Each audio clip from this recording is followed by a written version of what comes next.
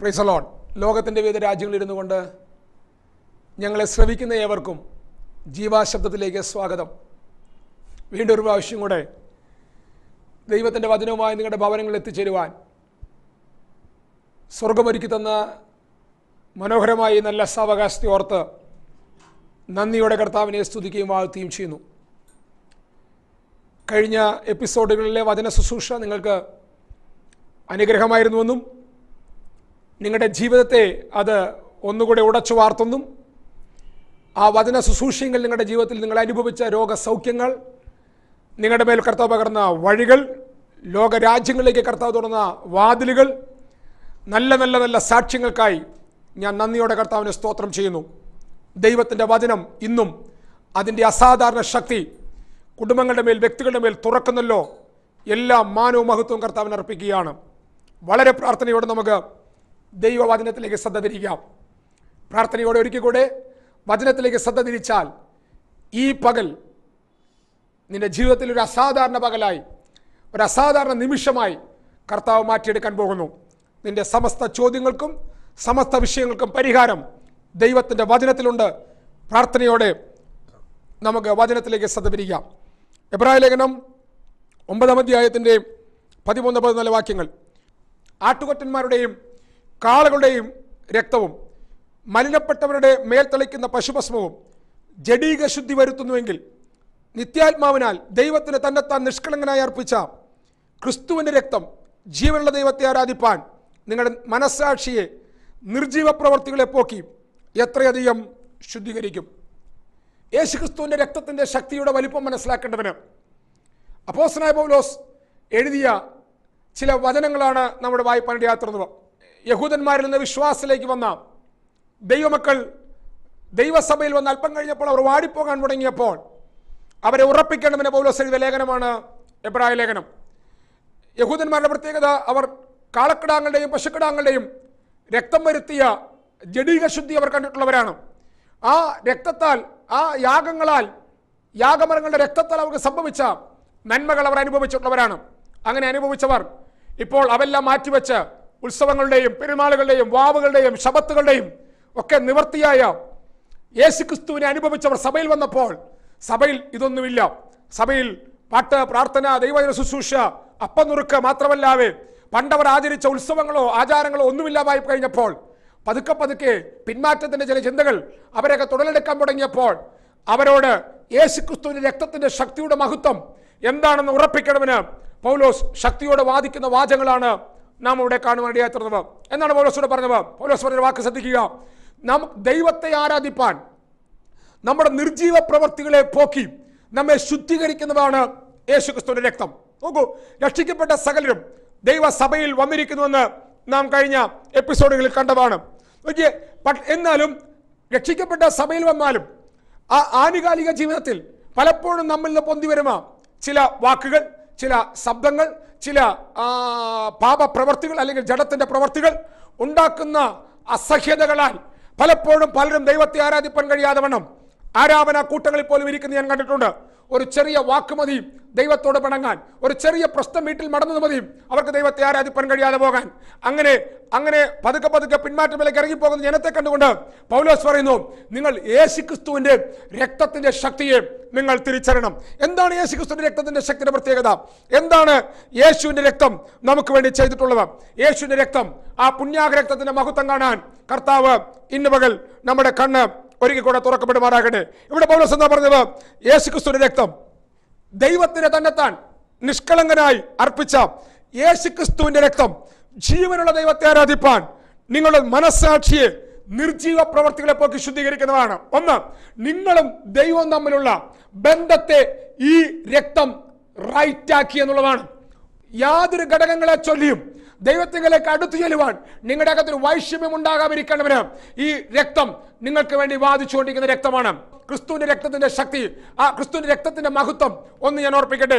നോക്കൂ, ആദാം മുതൽ ഇന്ന് വരെ മനുഷ്യവർഗത്തിൽ ജനിച്ചു വീണിട്ടുള്ള സകല മനുഷ്യ രക്തങ്ങളും ആദാമ്യ പ്രകൃതിയുടെ പിന്തുടർച്ചയായിരിക്കുമ്പോൾ യേശു ക്രിസ്തുവിന്റെ രക്തം ആ പിന്തുടർച്ച അല്ല എന്ന് നിങ്ങൾ അറിഞ്ഞിരിക്കണം. നോക്കൂ, ആ ആദാം മുതൽ ഇന്ന് വരെയുള്ള സകല മനുഷ്യവർഗങ്ങളും അമ്മയുടെ ശരീരത്തിൽ നിന്ന് അപ്പന്റെ ബീജത്താൽ, അപ്പന്റെ ഇഷ്ടത്താൽ, പുരുഷന്റെ ഇഷ്ടത്താൽ ഉളവാക്കപ്പെടുന്ന ശരീരങ്ങളാണ്.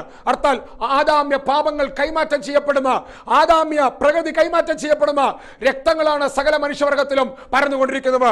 മനുഷ്യന്റെ സ്വഭാവം ഇരിക്കുന്നത്, മനുഷ്യന്റെ ജീവൻ ഇരിക്കുന്നത് അവന്റെ രക്തത്തിലാണെന്ന് ലേവ്യ പുസ്തകം നമ്മെ പഠിപ്പിക്കുന്നു. എന്നാൽ വ്യത്യസ്തമായി ഉലകത്തിൽ ഒരേ ഒരു രക്തം, അവ യേശുക്രിസ്തുവിന്റെ രക്തമാണ്. ആ രക്തത്തിന് അപ്പന്റെ ശരീരമായിട്ട് ഒരു ബന്ധവും ഇല്ല, അമ്മയുടെ ശരീരമായിട്ട് ഒരു ബന്ധവുമില്ല. ആ രക്തം യേശുക്രിസ്തുവിന്റെ ശരീരത്തിൽ മാത്രം ഒഴുക്കപ്പെട്ട രക്തമാണ്. അവന്റെ പിതാവായ യോസഫുമായിട്ടോ മാതാവുമായ മറിയുമായിട്ടോ ആ രക്തത്തിന് ഒരു ബന്ധവുമില്ല. ആ രക്തം എങ്ങനെയുള്ള രക്തമാണ്?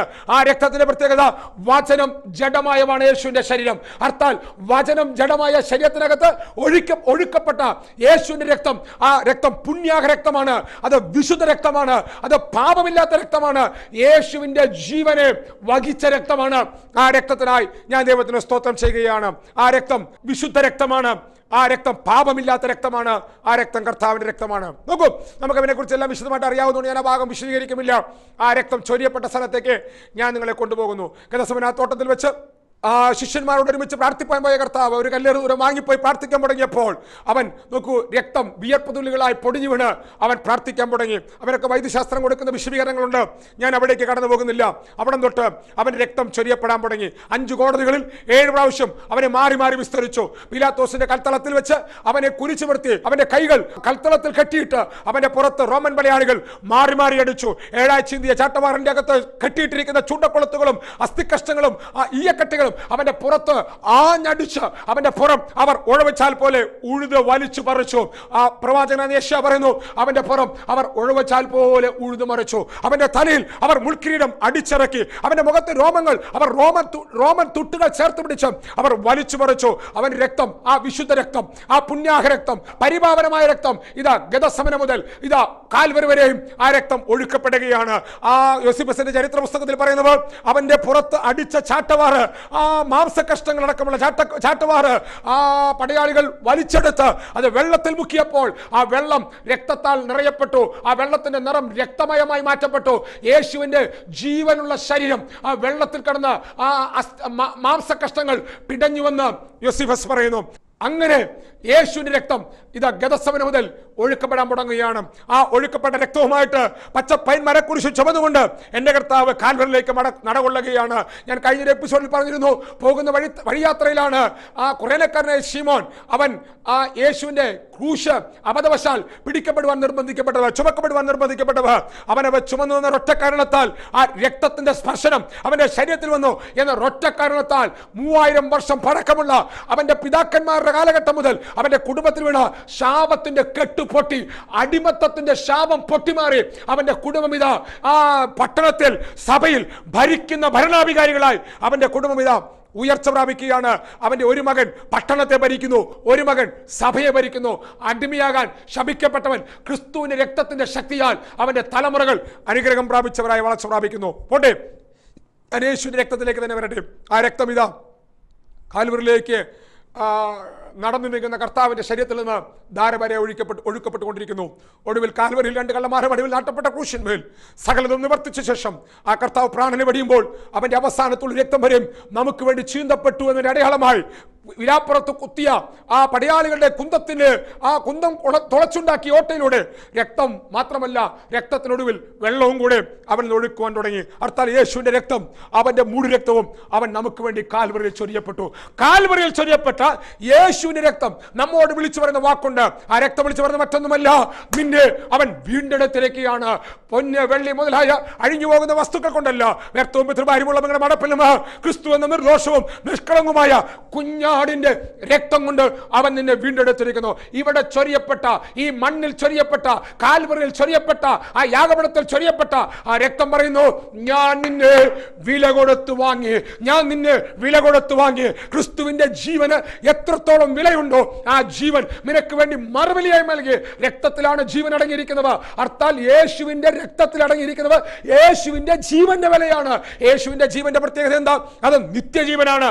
ആരംഭമില്ലാത്ത, അവസാനം അവസാനമില്ലാത്ത നിത്യജീവൻ ഉള്ളടക്കം ചെയ്യപ്പെട്ടിരിക്കുന്ന യേശുവിന്റെ രക്തം നിനക്ക് വേണ്ടി ഊറ്റിയെങ്കിൽ ആ രക്തത്തിന്റെ വില ഈ ലോകത്താർക്കും വിലമതിക്കുവാൻ കഴിയുന്നതല്ല. രണ്ടാമത് അതിപ്രധാനമായ മറ്റൊരു ഭാഗത്തേക്ക് ഞാൻ നിങ്ങളെ കൊണ്ടുപോകുന്നു. അത് എബ്രായ ലേഖനത്തിലാണ് നമുക്കത് കാണുവാൻ കഴിയുന്നത്. എബ്രായ ലേഖനം 13-ാം അധ്യായത്തിന്റെ 20-ാം വാക്യമാണ്. എന്താണ് ആ രക്തം ചെയ്തത്? ഒന്ന്, ആ രക്തം കാൽവറിയിൽ ചൊരിയപ്പെട്ടു. രണ്ട്, എബ്രായ ലേഖനത്തിലേക്ക് വരുമ്പോൾ ആ രക്തം ചൊരിയപ്പെട്ട, ആ രക്തം ഒഴുക്കപ്പെട്ട രണ്ടാമത്തെ ഒരു സ്ഥലം നമുക്ക് കാണാൻ കഴിയുന്നുണ്ട്. എബ്രായ ലേഖനം 9-ാം അധ്യായത്തിന്റെ 22-ാം വാക്യത്തിലാണ് നമുക്കത് കാണുവാൻ കഴിയുന്നത്. ന്യായപ്രമാണ പ്രകാരം ഏകദേശം സകലവും രക്തത്താൽ ശുദ്ധീകരിക്കപ്പെടുന്നു. രക്തം ചൊരിഞ്ഞിട്ടല്ലാതെ വിമോചനമില്ല. ആകിയാൽ സ്വർഗത്തിലുള്ളവരുടെ പ്രതിബിംബങ്ങളെ ഇവയാൽ ശുദ്ധമാക്കുന്നത് ആവശ്യം, സ്വർഗീയമായവയ്ക്കോ ഇവയേക്കാൾ നല്ല യാഗങ്ങൾ ആവശ്യം. 24-ാം വാക്യം നിങ്ങൾ ശ്രദ്ധിക്കുക. ക്രിസ്തുവോ വാസ്തവമായതിന്റെ പ്രതിബിംബമായി കൈപ്പണിയായ വിശുദ്ധ മന്ദിരത്തിലേക്കല്ല, ഇപ്പോൾ നമുക്ക് വേണ്ടി ദൈവസനയിൽ പ്രത്യക്ഷനാകുവാൻ സ്വർഗത്തിലേക്ക് അത്രേ പ്രവേശിച്ചത്. ഈ ലോകത്തിലെ സ്വർഗീയമായതിന്റെ പ്രതിബിംബങ്ങൾക്ക് ഇവിടെ രക്തത്താൽ ഒരു ശുദ്ധീകരണം ആവശ്യമായിരുന്നെങ്കിൽ, നമ്മുടെ വീണ്ടെടുപ്പ് പൂർത്തീകരിച്ച ശേഷം സ്വർഗീയ കൃപാസനത്തിന് മുകളിൽ ആ ക്രിസ്തു എന്ന നിർദോഷവും നിഷ്കളങ്കമായ കുഞ്ഞാണ്ട് രക്തം തളിച്ച് നമ്മെ നീതിമാന്മാരായി പ്രഖ്യാപിക്കേണ്ടവന് നമ്മുടെ കർത്താവ് മഹാപുരോഹിതൻ വർഷത്തിലൊരിക്കൽ അതിവിശുദ്ധ സ്ഥലത്തേക്ക് പ്രവേശിക്കുന്നതിന് പൊരുളായി എന്നേക്കുമുള്ള വീണ്ടെടുപ്പ് സ്ഥാപിക്കണവന് യേശു ക്രിസ്തു ഒരിക്കലായി അവനിവ വിശുദ്ധാന്തർമന്ദിരത്തിലേക്ക് പ്രവേശിച്ചിരിക്കുകയാണ്. അവന്റെ രക്തം അവന്റെ കൃപാസനത്തിന് മുകളിൽ നമുക്ക് വേണ്ടി തെളിക്കപ്പെട്ടിരിക്കുന്നു. അർത്ഥാൽ രണ്ട് കാര്യം നമ്മളോട് ശ്രദ്ധേയമാണ്. ഒന്ന്, ഭൂമിയിൽ ചൊരിയപ്പെട്ട യേശുവിന്റെ രക്തം നമ്മെ വീണ്ടെടുത്ത വീണ്ടെടുപ്പിന്റെ മഹത്വം പറയുമ്പോൾ, കൃപാസനത്തിന്റെ മുകളിൽ സ്വർഗത്തിൽ വാസ്തവമായവന്റെ മേൽ തളിക്കപ്പെട്ട കുഞ്ഞാടിന്റെ രക്തം പറയുന്നു നമ്മൾ നീതിമാന്മാരാണ്. എന്താ നീതിമാന്മാരെന്ന് പറഞ്ഞാൽ? Righteousness, right stand with God. ദൈവമായിട്ട് നമുക്ക് നിരപ്പ് വന്നിരിക്കുന്നു. ഏതു സമയത്തും ധൈര്യത്തോടെ കൃപാസനത്തിന്റെ അടുക്കലേക്ക് അടുത്തു ചെല്ലുവാൻ അവൻ നിനക്ക് വേണ്ടി വഴി തുറന്നിട്ടിരിക്കുകയാണ്. അതുകൊണ്ടല്ലേ പൗലോസ് എബ്രായ ലേഖനം 4-ാം അധ്യായത്തിന്റെ 16-ാം വാക്യത്തിൽ പറഞ്ഞത്, അതുകൊണ്ട് കരുണ ലഭിപ്പാനും തത്സമയത്ത് സഹായത്തിലുള്ള കൃപ പ്രാപിപ്പാനുമായി നിങ്ങൾ ധൈര്യത്തോടെ കൃപാസനത്തിന്റെ അടുക്കലേക്ക് അടുത്തു വരണം. പണ്ട് വർഷത്തിലൊരിക്കൽ മഹാപുരോഹിതന് നോക്കിയ കാലിൽ ചങ്ങല കെട്ടിക്കൊണ്ട് ഭയത്തോട് വിറയലോടെ അവൻ കടമയലണമായിരുന്നെങ്കിൽ, ഇവിടെ ഇതാ സാക്ഷാൽ മഹാപുരോഹിതനായ ക്രിസ്തു പറയുന്നു, ഞാൻ നിങ്ങൾക്ക് വേണ്ടി വീണ്ടെടുപ്പ് സ്ഥാപിച്ചു, മറുഭാഗത്ത് ഞാൻ നീതീകരണം നിങ്ങൾക്ക് വേണ്ടി സ്ഥാപിച്ചിരിക്കുകയാണ്. അതുകൊണ്ട് നിങ്ങളുടെ അവസ്ഥ ഏതാണോ, നിങ്ങളുടെ സാഹചര്യം ഏതാണോ, നിങ്ങളുടെ അകത്ത് വെളിപ്പെട്ട പാപപ്രവൃത്തി ഏതാണോ, സ്വർഗം ഇന്ന് പകരം കണക്കിടമില്ല. നീ ധൈര്യത്തോടെ കടന്നു വരിക. നിനക്ക് വേണ്ടി കൃപാസനത്തിന്റെ വാതിൽ തുറന്നിട്ടിരിക്കുന്നു. അവന്റെ ശരീരം രണ്ടായി ചീന്തി, ദേഹമെന്ന തിരശ്ശീല രണ്ടായി ചീന്തി കൃപാസനത്തിലേക്ക് അവന്റെ പുതുവഴി നിനക്ക് വേണ്ടി തുറന്നിട്ടിരിക്കുകയാണ്. അതുകൊണ്ട് രണ്ട് കാര്യം ആ രക്തം സ്ഥാപിച്ചു. ഒന്ന്, ആ രക്തം നിന്നെ വീണ്ടെടുത്തു. രണ്ട്, ആ രക്തം നിന്നെ നീതീകരിച്ചു. ഇന്ന് പകൽ അത് കാണാൻ നിന്റെ കണ്ണ് തുറക്കട്ടെ. രണ്ട് കാര്യങ്ങളാണ് ആ രക്തത്തോട് നമ്മൾ കണ്ടത്. ഈ ആ രക്തം കർത്താവിനോട് ബന്ധം രണ്ട് കാര്യങ്ങൾ ഞാനിവിടെ ഒന്നുകൂടെ നിങ്ങളോട് മുമ്പിൽ വേഗത്തിൽ ഓർപ്പിക്കുകയാണ്. എബ്രായ ലേഖനം 13-ാം അധ്യായത്തിൽ തന്നെ പൗലോസ് പറയുന്ന അടുത്തൊരു വാക്കുണ്ട്. എബ്രായ ലേഖനം 13-ാം അധ്യായത്തിന്റെ 20-ാം വാക്യം. അവിടെ നാം ഇങ്ങനെയാണ് വായിക്കുന്നത്, നിത്യനിയമത്തിന്റെ രക്തത്താൽ ആടുകളുടെ ബലിയിടനായ നമ്മുടെ കർത്താവായ യേശുവിനെ മരിച്ചവരുടെ ഇടയിൽ നിന്ന് മടക്കി വരുത്തിയ സമാധാനത്തിന്റെ ദൈവം. നോക്കൂ, എന്താണ് പദത്തിന്റെ അർത്ഥം? നിത്യനിയമത്തിന്റെ രക്തത്താൽ മരിച്ചവരുടെ ഇടയിൽ നിന്ന് യേശു ക്രിസ്തുവിനെ മടക്കി വരുത്തിയ ദൈവം. അപ്പോൾ യേശു ക്രിസ്തുവിനെ മരിച്ചവരിടയിൽ നിന്ന്, അടുത്താൽ കല്ലറയിൽ നിന്ന്, അടുത്താൽ പാതാള പറുദീസയിൽ നിന്ന് യേശുവിനെ മടക്കി വരുത്തിയവർ ആ നിത്യ ഉടമ്പടിയുടെ രക്തമാണ്. അടുത്താൽ ആ ഉടമ്പടിയുടെ രക്തം കല്ലറയെ തുറന്നു. ആ ഉടമ്പടിയുടെ രക്തം, കാൽവറിയിൽ ചൊരിയപ്പെട്ട ഉടമ്പടിയുടെ രക്തം, പെസഹയുടെ നാളിൽ പ്രഖ്യാപിക്കപ്പെട്ട ഉടമ്പടിയുടെ രക്തം എന്താ ചെയ്തത്? യേശു ക്രിസ്തുവിനെ അടക്കിയ അരമത്യക്കാരനായ യോസഫിന്റെ കല്ലറയിൽ നിന്ന്, പാതാള പറുദീസയിൽ നിന്ന് അവനെ മടക്കി വരുത്തി. അർത്താൽ മരണത്തിന്റെ മേൽ, പാതാളത്തിന്റെ മേൽ ആ രക്തം സ്ഥാപിച്ച ജയത്തിനായി ഞാൻ സ്തോത്രം ചെയ്യുകയാണ്. അത് കർത്താവ് അത് സ്ഥാപിച്ചു. കർത്താവിനെ പിതാവാം ദൈവം ആ രക്തത്താൽ മടക്കി വരുത്തി. നിത്യ ഉടമ്പടിയുടെ രക്തത്താൽ പിതാവ് അവനെ മടക്കി വരുത്തി. ശ്രമിക്കുക, ഒന്ന് ആ രക്തം കല്ലറയെ തുറന്നു. മറ്റൊന്ന് ആ രക്തം പാതാളത്തിന്റെ നിയമങ്ങളെ ആ രക്തം പൊളിച്ചു. അവനെ പുറത്തു കൊണ്ടുവന്നു. ഒന്ന്, ഇവിടെ കല്ലറയെ ആ രക്തം തുറന്നു. അടുത്തത് ആ രക്തം സ്വർഗത്തിലേക്കുള്ള വാതിൽ തുറന്നു. ആ രക്തം സ്വർഗത്തിലേക്ക് തന്റെ പുത്രനെ കൊണ്ടുപോവുകയാണ്.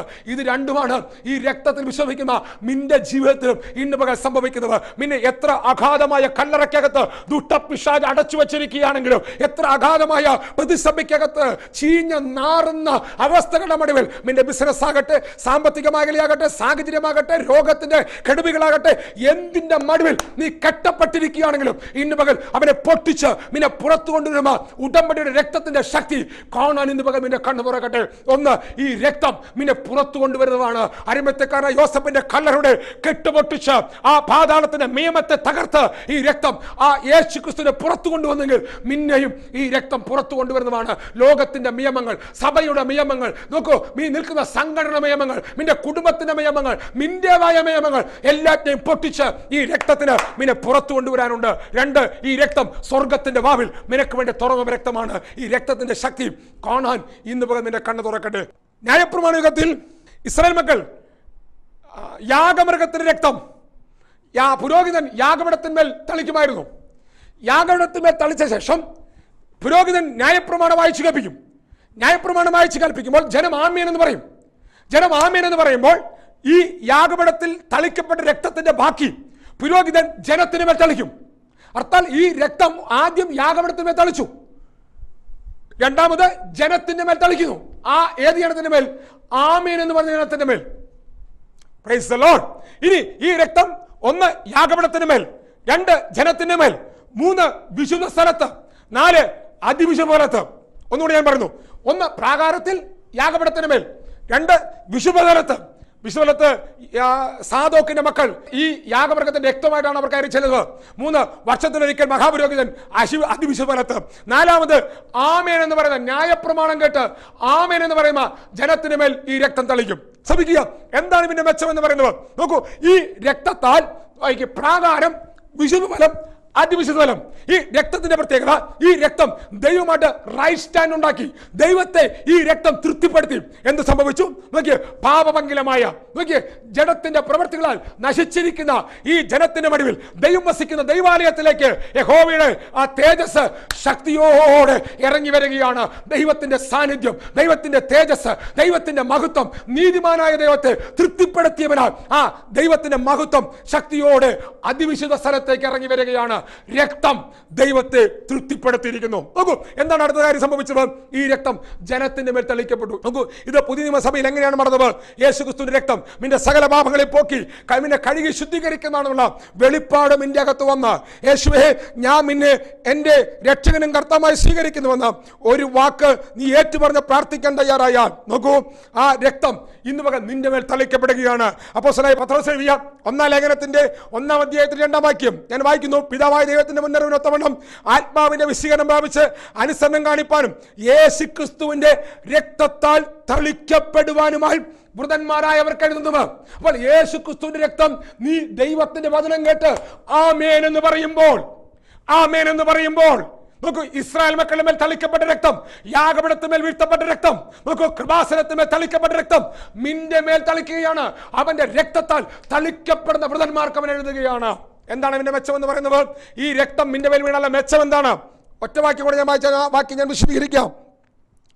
പുറപ്പാട് പുസ്തകത്തിലേക്ക് തന്നെ വരുമ്പോൾ, പുറപ്പാട് പുസ്തകം 34 അധ്യായത്തിന്റെ 23 വാക്യം, സംവത്സരത്തിൽ 3 പ്രാവശ്യം പുരുഷന്മാരൊക്കെയും ഇസ്രായേലിനുമായ യഹോവയായ കർത്താവിന്റെ മുമ്പാകെ വരണം. ഞാൻ ജാതികളെ നിന്റെ മുമ്പിൽ നിന്ന് ഓടിച്ചു കളഞ്ഞ് നിന്റെ അതിർത്തികളെ വിശാലമാക്കും. നീ സംവത്സരത്തിൽ 3 പ്രാവശ്യം നിന്റെ ദൈവമായ യഹോവയുടെ മുമ്പാകെ ചെല്ലുവാൻ കയറിപ്പോയിരിക്കുമ്പോൾ ഒരു മനുഷ്യനും നിന്റെ ദേശം മോഹിക്കുകയില്ല. ശ്രദ്ധിച്ചു കേൾക്കണം.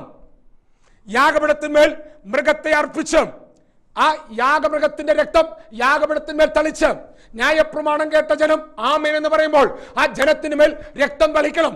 വർഷത്തിൽ 3 പ്രാവശ്യം ഇത് തളിക്കപ്പെടുവാൻ നിന്റെ പുരുഷന്മാർ മുഴുവൻ ദൈവാലയത്തിൽ വരണം. Praise the Lord. എന്താ മെച്ചം? അങ്ങനെ പുരുഷന്മാർ വന്ന് ഈ രക്തം നിന്റെ മേൽ തളിക്കപ്പെട്ടാൽ പ്രത്യേകത, ദേശത്തുള്ള നിന്റെ ശത്രുക്കളെ ഞാൻ ഓടിക്കുമെന്ന്. അവിടെ നമ്മൾ അതാ വായിച്ചത് 34 അധ്യായത്തിന്റെ 24 വാക്യം, ഞാൻ ജാതികളെ നിന്റെ മുമ്പിൽ ഓടിച്ചു കളയും, നിന്റെ ശത്രുക്കളെ ഞാൻ ഓടിക്കുമെന്ന്. രക്തം നിന്റെ മേൽ അടയാളമായാൽ ഇനി മുതൽ ശത്രുക്കളെ ഓടിക്കുന്ന നീയല്ല, ഞാനാണെന്ന്. അതുകൊണ്ട് നമ്മുടെ അപ്പച്ചന്മാർ പാടിയില്ലേ, രക്തം കൊണ്ട് മുദ്രയിട പെട്ടകണമൊന്നിച്ച് കാഹളങ്ങൾ ഊതിടുമ്പോൾ ഭൂതലം വിറയ്ക്കുമേ, കാഹളങ്ങൾ ഊതിടുമ്പോൾ ഭൂതലം വിറയ്ക്കുമേ, ജയം ജയം ഹല്ലേലൂയ, ജയം ജയം എപ്പോഴും. അപ്പൊ ഈ രക്തം കൊണ്ട് മുദ്രയിടപ്പെട്ട ജനം ഒരുമിച്ച് സ്തോത്രം പറയുമ്പോൾ ഇവിടുത്തെ സാത്താന്യ സാമ്രാജ്യം വിറയ്ക്കുമെന്ന്. നിന്റെ മുമ്പിൽ വെക്കുന്ന ജാതീയ ശക്തികൾ, നിന്റെ മുമ്പിൽ വെക്കുന്ന ജാതികൾ നിന്നെ വിട്ടോടും. അത് നിന്റെ മേൽ കിടക്കുന്ന വാഗ്ദത്തമാണ്. ഇന്ന് പകൽ കാണാൻ കണ്ണ് തുറക്കുന്നവർക്കായി സ്തോത്രം ചെയ്യുകയാണ്. 2, ഈ രക്തം നിന്റെ മേൽ വീണ് കഴിയുമ്പോൾ മെച്ചമെന്നാണെന്നറിയാമോ? ഒരുത്തരും നിന്റെ ഒന്നിനു വരെ മോഹം വരില്ല. നിന്റെ വാഹനത്തെയോ, നിന്റെ ജോലിയെയോ, നിന്റെ സ്വത്തിനെയോ, നിന്റെ സമ്പത്തിനെയോ, നിന്റെ തലമുറകളെയോ ഒരാൾക്കും മോഹിക്കാൻ പറ്റില്ല. കാരണം നീ എന്റെ ആലയത്തിൽ വന്ന് എന്റെ രക്തം തളിക്കപ്പെട്ടവനായി മാറിയാൽ നിന്റെ സംരക്ഷണം എന്റെ ഉത്തരവാദിത്തമാണ്. എന്റെ പ്രൊട്ടക്ഷൻ നിന്റെ കൂടെയുണ്ട്. നിന്റെ വാഹനത്തിന് മേൽ, നിന്റെ വസ്തുക്കളുടെ മേൽ, നിന്റെ തലമുറകളുടെ മേൽ ദൈവത്തിന്റെ പ്രൊട്ടക്ഷൻ വാഴുകയാണ്. അകത്ത് വിശ്വസിക്കാൻ പറ്റുന്നവർക്കായി സ്തോത്രം. ഇല്ലെങ്കിൽ ഞാനൊരു കഥ പറഞ്ഞു വരാം. പണ്ട് ഞങ്ങൾ പൂളാക്കിലായിരുന്ന സമയത്ത് എൻ്റെ അപ്പച്ചൻ അവിടെ പൂളാക്കിലെ ചർച്ചിലെ പാസ്റ്ററായിരുന്നു. അവിടെ മാലതി എന്ന് പറഞ്ഞൊരു ചേച്ചിയെ ദുരാത്മാവിളകിയിട്ട് പ്രാർത്ഥിക്കാൻ വേണ്ടി കൊണ്ടുവന്നു. 3 ദിവസം ഉപവാസ പ്രാർത്ഥന വെച്ചിരിക്കുന്നു. 3-ാം ദിവസം മാലതി ചേച്ചിക്ക് വിളകിയപ്പോൾ പിശാച് ഓടിയിട്ട് വിളിച്ചു പറഞ്ഞു, ഞാൻ പോയേക്കാമേ എന്ന് വിളിച്ചു പറഞ്ഞു. അപ്പം ഞാൻ സുവിശേഷ വില ഇറങ്ങിയിട്ട് 2 വർഷമായിട്ടുള്ളൂ. 99-ത്തെ കാര്യമാണ് ഞാൻ ഈ പറഞ്ഞു വരുന്നത്. ഞാനപ്പം ഏതായാലും അന്നൊരു അസിന് വേണ്ടി പറഞ്ഞു, പോകുമ്പോൾ പിശാച് പോകുക എന്നൊക്കെ പറഞ്ഞു, ദുരാത്മ വിളക്കിയതാ പോകുക എന്നൊക്കെ പറഞ്ഞു. അപ്പോൾ ഞാൻ അങ്ങനെ പോയാൽ പറ്റുകയില്ല, അറിവില്ലായ്മ കൊണ്ട് പറഞ്ഞാണ് അന്ന്. അപ്പം അങ്ങനെ പോയാൽ പറ്റുകയില്ല. ഞങ്ങളുടെ ബോക്സ് ഒന്ന് ഇളക്കിയിട്ട് പോകാൻ പറഞ്ഞു. ഞങ്ങൾ അവിടെ നിൽക്കുന്ന അടയാളം കാണിച്ചു, പണ്ടൊക്കെ ഇങ്ങനെ പറഞ്ഞു അടയാളം കാണിച്ച് പോകണമെന്ന് പറഞ്ഞു. അപ്പോൾ ഉടൻ എന്നെ പിശാച് വിളിച്ച് പറഞ്ഞു, അയ്യോ എനിക്ക് ബോക്സെ തൊടാൻ അനുവാദമില്ല, അത് കുഞ്ഞാടിൻ്റെ രക്തത്താൽ മുദ്രയിടപ്പെട്ടതാണ്. അപ്പം ഞാൻ പറഞ്ഞു അങ്ങനെയാണെങ്കിൽ ഓടം ഇളക്കി പോകാൻ പറഞ്ഞു. ഉടൻ തന്നെ ആ കുട്ടി പിശാച് പറയുക, അയ്യോ ഓടിനെ തൊടാൻ അനുവാദമില്ല, അവൻ്റെ മേൽ യേശുവിൻ്റെ രക്തമുണ്ട്. അപ്പം ഞാൻ പറഞ്ഞു ഞങ്ങളുടെ വീടിന്റെ മുറ്റത്ത് നിൽക്കുന്ന ഒരു തെങ്ങുണ്ട്, അവന്റെ ഒരു മടലിളക്കിയിട്ട് പോകാൻ പറഞ്ഞു. ഉടൻ തന്നെ പിശാച് പറയുക, എനിക്ക് അവനൊന്നും ഉള്ള ശക്തിയില്ല, ഈ ആലയത്തിൽ ഉള്ള ഒന്നിനെയും തൊടാൻ എനിക്ക് അനുവാദമില്ല, കുഞ്ഞാടിന്റെ രക്തത്താൽ ഇതിനൊക്കെ മുദ്രയുണ്ടെന്ന് ഇളകിക്കിടന്ന ദുരാത്മാവ് പറഞ്ഞ കാര്യമാണ് ഞാൻ ഈ പറഞ്ഞു വന്നത്. ഞാൻ പറഞ്ഞവന്റെ സാരാംശം, നീ യേശുവിനെ ആരാധിക്കുന്ന ദൈവമകനാണെങ്കിൽ കുഞ്ഞാടിന്റെ രക്തത്തിന്റെ സംരക്ഷണം നിന്റെ വസ്തുവിന്മേലുണ്ട്, നിന്റെ കുടുംബത്തിന്മേലുണ്ട്, നിന്റെ വീട്ടിലിരിക്കുന്ന ഓടിന്റെ മേലുണ്ട്, നിന്റെ വീട്ടിലിരിക്കുന്ന സമസ്ത ഘടകങ്ങളുടെ മേൽ, നിന്റെ വാഹനങ്ങളുടെ മേൽ, നിന്റെ തലമുറകളുടെ മേൽ കുഞ്ഞാടിന്റെ രക്തമുണ്ട്. ആ രക്തത്തിന്റെ മുദ്രയുണ്ട്. വിശ്വസിക്കുന്നവർക്കായി ദൈവത്തിന് സ്തോത്രം ചെയ്യുകയാണ്. നോക്കൂ, ഇനി നിങ്ങൾക്ക് വിശ്വാസം വരുന്നില്ലെങ്കിൽ ഞാനൊരു കഥയും കൂടെ പറഞ്ഞു തരാം. ഞങ്ങൾ പണ്ട് ജീവിച്ചത് ബീച്ചിലാണ്. ഇത് 80-ലെ കഥയാണ്, 80-ലെ കഥയാണ്. നേരത്തെ ഞാൻ പറഞ്ഞത് 99-ലെ കഥയാണ്. 80-ൽ ഞങ്ങൾ ബീച്ചിൽ ജീവിക്കുമ്പോൾ ഞങ്ങൾ ജീവിക്കുന്നത് വെലങ്ങന്നൂരാണ്. വെലങ്ങന്നൂർ മലയം കോളനിയിൽ ഞങ്ങളന്ന് ജീവിക്കുന്നത്. സുവിശേഷ നിമിത്തം എൻ്റെ അപ്പനെയും അമ്മയെയും വീട്ടിൽ നിന്ന് ഇറക്കി വിട്ടു. അപ്പന് ഇഷ്ടപ്രകാരം സ്വത്തുള്ള കുടുംബം, പക്ഷേ അപ്പച്ചൻ സുവിശേഷം വിശ്വസിച്ചവനാൽ, സുവിശേഷകനായവനാൽ അപ്പനെ വീട്ടിൽ നിന്ന് ഇറക്കി വിട്ടു. അന്ന് വിലക്കുറഞ്ഞ സ്ഥലം കിട്ടിയത് മലയം കോളനിയിലായതുകൊണ്ട് മലയം കോളനിയിൽ പോയി വീട് മേടിച്ച് താമസിക്കുകയാണ്. ഞങ്ങളുടെ വീടിന് തൊട്ടപ്പുറത്ത് താമസിക്കുന്ന വീട്ടുകാർ അവർ ഈ മന്ത്രവാദവും പൂജയൊക്കെ ചെയ്യുന്നവരാണ്. അവർ മന്ത്രവാദിനെ വിളിച്ചു വരുത്തി ഞങ്ങളുടെ വീടിൻ്റെ മുമ്പിൽ താമസിക്കുന്നവർക്കെതിരെ മന്ത്രവാദം ചെയ്യുകയാണ്. മന്ത്രവാദി ഒന്ന് ചെയ്തിട്ട് ഞങ്ങളുടെ പറമ്പിൽ കൂടെ പോയാൽ വഴി ഇപ്പുറത്ത് കൂടെ ഇങ്ങനെയാണ്, ഞങ്ങളുടെ പറമ്പിൽ കൂടെ അങ്ങോട്ട് കടന്നാൽ സുഖമായിട്ട് കൊണ്ടുപോയി അവിടെ കൊണ്ടുപോയി കുഴിച്ചിടാം. എന്നാൽ മന്ത്രവാദം ചെയ്തിട്ട് മന്ത്രവാദം ചെയ്ത സാധനം കുഴിച്ചിടാൻ വേണ്ടി ഞങ്ങളുടെ പറമ്പിന്റെ മൂല കൂടെ വരാൻ തുടങ്ങിയപ്പോൾ മന്ത്രവാദി അവരോട് പറഞ്ഞു, ഈ പറമ്പിൽ കൂടെ മടക്കാൻ പറ്റില്ല, ഈ പറമ്പിന് ചുറ്റും തീമവിലായി സംരക്ഷണമുണ്ട്, ഈ പറമ്പിൽ കൂടെ കടക്കാൻ പറ്റില്ല എന്ന് പറഞ്ഞ് വേറെ വഴിയുണ്ടെങ്കിൽ പോകാമെന്ന് പറഞ്ഞ് അവർ വഴി ചുറ്റിപ്പോയി. കുറച്ച് ദിവസം കഴിഞ്ഞപ്പോൾ ആ വീട്ടിലെ അമ്മച്ചി, ഞങ്ങളവരെ കണിയാന്മാരെന്ന് വിളിക്കുന്നത്, അവിടുത്തെ അമ്മച്ചി വന്ന് ഞങ്ങളുടെ അമ്മയോട് ചോദിച്ചു, നിങ്ങളുടെ പറമ്പിന് ചുറ്റും എന്താണ് തീമതിൽ നിൽക്കുന്നത്, നിങ്ങളുടെ പറമ്പിന് ചുറ്റും ആരാണ് സംരക്ഷണമായിട്ടുള്ളത്, ഞങ്ങൾ ഇങ്ങനെ ഒരു സംഭവം ചെയ്തു, അത് കടന്നു പോകാൻ മന്ത്രവാദിക്ക് പറ്റില്ലെന്ന് മന്ത്രവാദി പറഞ്ഞു. ഉടനെ എൻ്റെ അമ്മ പറഞ്ഞു, ഭക്തന്മാർക്ക് ചുറ്റും തീമതിലായി നിൽക്കുന്ന, പട്ടാളമായി നിൽക്കുന്ന, ദൂതന്മാരെ സംരക്ഷണമായി നിൽക്കുന്ന, അഗ്നിമയ രഥങ്ങളിട്ട് കാവൽ നിൽക്കുന്ന സ്വർഗീയ ദൂതഗണങ്ങളുണ്ട്. ഞങ്ങൾ ആരാധിക്കുന്ന ദൈവം ഈ ലോകത്തിലുള്ള ദൈവങ്ങളല്ല, ഞങ്ങൾ ആരാധിക്കുന്നത് സർവശക്തനായ ദൈവത്തെയാണ്. കുഞ്ഞാടിന്റെ രക്തത്താൽ മുദ്രയിടപ്പെട്ട നിന്റെ കുടുംബത്തിന് സംരക്ഷണമുണ്ട്, നിന്റെ പറമ്പിന് സംരക്ഷണമുണ്ട്. നിനക്ക് വിരുദ്ധമായിട്ടുള്ള മന്ത്രവാദം അല്ലെങ്കിലും നിന്റെ പറമ്പിൽ കൂടെ അവന് കടന്നു പോകാൻ പറ്റില്ല. ഞാൻ പറയുന്നത് മനസ്സിലാക്കുന്നവർക്കായി സ്തോത്രം ചെയ്യുന്നു. നോക്കൂ, എന്താ ഞാൻ പറഞ്ഞൊരു സാരാംശം മറ്റൊന്നുമല്ല, യേശുക്രിസ്തുവിന്റെ രക്തത്തിന് ശക്തിയുണ്ട്. ഇന്ന് മകൾ യേശുവേ, നിന്റെ രക്തത്തിന്റെ പാപങ്ങളെ കഴുകി ശുദ്ധീകരിക്കുന്ന രക്തമാണ്. ആ രക്തത്തിൽ എൻ്റെ പാപങ്ങളെ കഴുകി ശുദ്ധീകരിക്കണമേ. നീ എന്നെ വീണ്ടെടുത്ത രക്തത്തിനായി ഞാൻ സ്തോത്രം ചെയ്യുകയാണ്. കർത്താവേ, ഈ സ്വർഗത്തിന്റെ ഭാവിൽ എനിക്ക് വേണ്ടി തുറന്ന രക്തത്തിനായി ഞാൻ സ്തോത്രം ചെയ്യുകയാണ്. ആ രക്തത്താൽ, ആ നിത്യ ഉടമ്പടി രക്തത്താൽ നീ എന്നെ വീണ്ടെടുത്തതിനായി ഞാൻ സ്തോത്രം ചെയ്യുന്നു. ഒടുവിൽ കർത്തൃമേശ നാം ആചരിക്കുന്ന സമയത്ത് നാം പാനപാത്രം എടുത്ത് പറഞ്ഞ പദമുണ്ട്, നാം അനുഗ്രഹിക്കുന്ന അനുഗ്രഹപാത്രം. ഈ രക്തം നിന്നെ അനുഗ്രഹിക്കുന്നതാണ്.